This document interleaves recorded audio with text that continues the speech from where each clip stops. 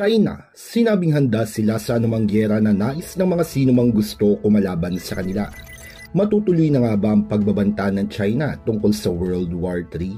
Yan ang dapat niyong alamin, kaya siguraduhin nakasubscribe at i-click mo na din ang notification bell button para palagi kang updated sa ating mga ilalabas na upload. Kaya just sit back and relax at tapusin mo ang video na ito hanggang sa dulo.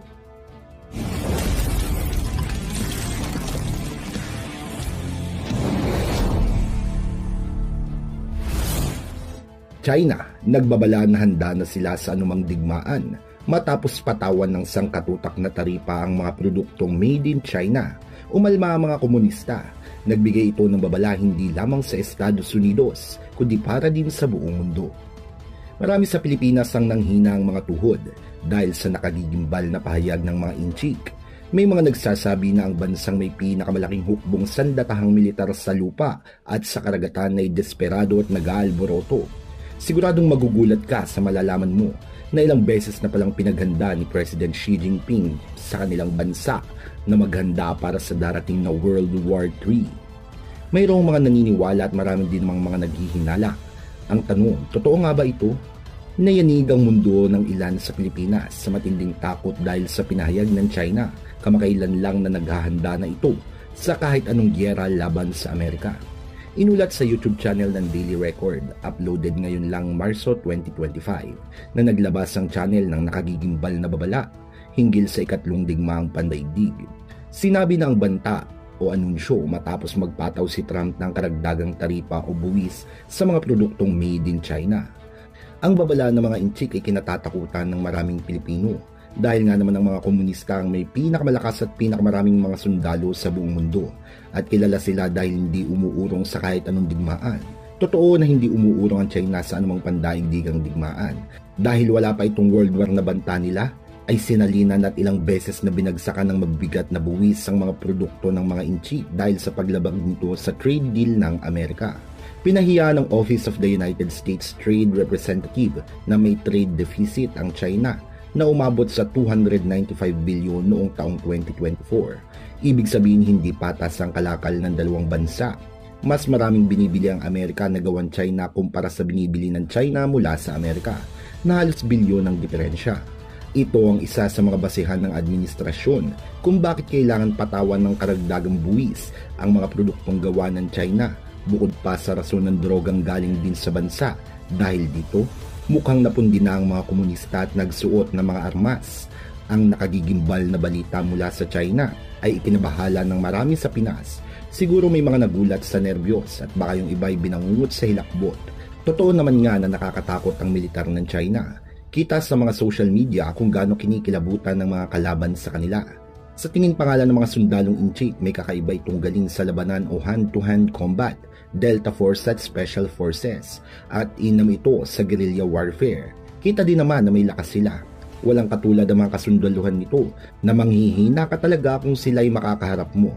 Handang mamatay para sa kanilang bayan, hindi tumatakbo sa labanan, patay kung patay, mata sa mata at ngipin sa ngipin, walang inuurungan. Kaya naman marami sa Pilipinas ang naniniwala na ito na raw ang taon na sasakupin na tayo ng China. Kung ganoon, bakit yung maliliit na isla ng Taiwan na katabi lang nila ay hindi pa rin nila masakop?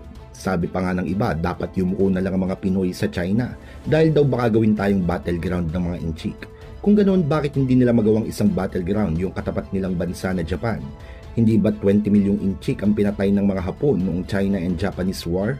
Ang sabi pa ng iba, mas maigi raw na pasailalim na tayo sa China dahil may kalayaan at katahimikan kung komunista ang ating pamamahalaan. Mga komunistang hindi naniniwala sa Diyos at nagbago ng mga kasulatan sa Biblia at sa Quran. Malaking debate ang nagaganap ngayon sa Pilipinas hinggil sa mga anti at pro-China. Kung ikaw ay panig sa mga komunista, ang ikinalat na babala ay isang magandang balita para sa iyo, kapatid, dahil sa base sa kanila ay masasaksihan na ng buong mundo ang bagsik ng mga inchi. Pero kung ikaw ay anti-China tutol sa pamahalaang komunista, iba din man ang iyong pananaw. Ano't ano pa man, ilan lamang ito sa temang pinagtatalunan sa Pilipinas ngayong malapit na magsimula ang pangangampanya para sa midterm election. Ang babala ng China na handa na raw sila sa World War III laban sa Amerika ay masasabi ring isang pangangampanya pagpapakita ng lakas at tapang para sa kanilang mga mamamayan at para takutin ng mga Pilipino. Pero hindi alam ng nakararami ay isa lamang itong reverse psychology. Sinabi ni Trump sa kanyang inauguration speech na gusto nitong makilala bilang isang peacemaker o tagasulong ng kapayapaan at sinabi niya bilang isang unified o tagapagkaisa. May mga nagsasabi na ganito ang ginagawa ni Trump sa Ukraine at sa Russia. Ngayon kaibigan, panig ka man kay Putin o kay Zelensky, siguradong sang-ayon ng lahat na may kasunduan patungo sa kapayapaan ng dalawang bansa. Marahil ito ang dahilan kung bakit nagkaroon ng mainit na sagutan sa White House sina Zelensky at Trump noong Pebrero. Mapapansin na mahilig makipagnegosasyon si Trump sa iba't ibang mga bansa upang matigil ang anumang giyera katulad ng sa Gaza at sa Ukraine. Tama man ang paraan o hindi at mabuti man ang resulta o pangit, depende sa partidong politikal na sinusuportahan ng mamamayan. Gayunpaman, tila itong pinaglalaroan ng mga inchik marahil dahil sa natunugan ng China na nakikipag-areglo si Trump upang maiwasan ng gulo. Sinabi na ngayon ng mga Chinese na gusto na nila ng World War III. Pero ito ay upang mapilitan lamang si Trump na makipagnegosasyon sa mga komunista at umaasang sa pananakot na ito ay tatanggalin ni Trump ang mga taripa sa kanilang mga produkto para nga naman maiwasan ng World War III. At talagang napakamautak. Talagang kapag sinabing reverse psychology, ito ay ginagawa upang umurong ang isa sa binabalak pero hindi siya pipigilan bagkus ay itutulak pa itong gawin ng sinabi pero may babala sa huli. Halimbawa kaibigan, may gustong umutang sa iyo.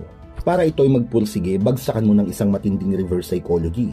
Sabihin mo, sige, papautangin kita pero kapag hindi ka nagbayad ay sa akin ang bahay mo. Hindi mo pinigilan yung gustong umutang, bagkus ay itinutulak mo pa, pero may matinding babala sa huli. Yan ang reverse psychology na ginagawa ng China. Dahil imbis na pigilan ay itinutulak mo pa para bang sinabi ng China, sige bagsakan mo pa kami ng taripa para magkagulo-gulo na. Tapos sasagutin din naman ni Trump ng isang reverse psychology ang mga inchi. Dahil alam nitong bagsak ang ekonomiya ng China at nagmamanipula lamang ang kanilang currency, katulad ng pinahayag ng US Department of Treasury noong taong 2019 na minamanipula lang pala ng China ang halaga ng kanilang pera. Kumbaga kinokontrol ng mga komunista ang pagtaas at pagbaba ng kanilang exchange rate. Ginagawa ito ng China sa legal na paraan. Pero kadalasan sa pamamaraang ilegal at ang karagdagang taripa laban sa China ay lalong magpapabigat sa ekonomiya ng bansa at baka hindi na nila mamanipula ang kanilang currency, lalo ang takbo ng kanilang export. Kaya naman ang huling bira ay ang reverse psychology. Ano ang aral na mapupulot dito? Bagamat marami sa Pinas ang madaling matakot sa mga banta ng Chinese, ang mga komunista ay walang karanasan sa pandaigdigang digmaan. Nakipaglaban ito noon sa China-Japanese War pero 20 milyon na mga inchik ang tinatay ng mga Hapon. Alam ng kanlurani ng pananakot ng China ay katawa-tawa lang dahil isa lamang itong reverse psychology upang hindi tuloy ang bumagsak ang ekonomiya nila. May kasabihan nga tayong lead not by manipulation but through inspiration. Ikaw kaibigan, sa tingin mo ba ay seryoso ang China sa kanilang pagbabanta? O isa lamang itong palabas para makapanakot sila? Well, ibigay ang iyong opinion sa ating comment section down below.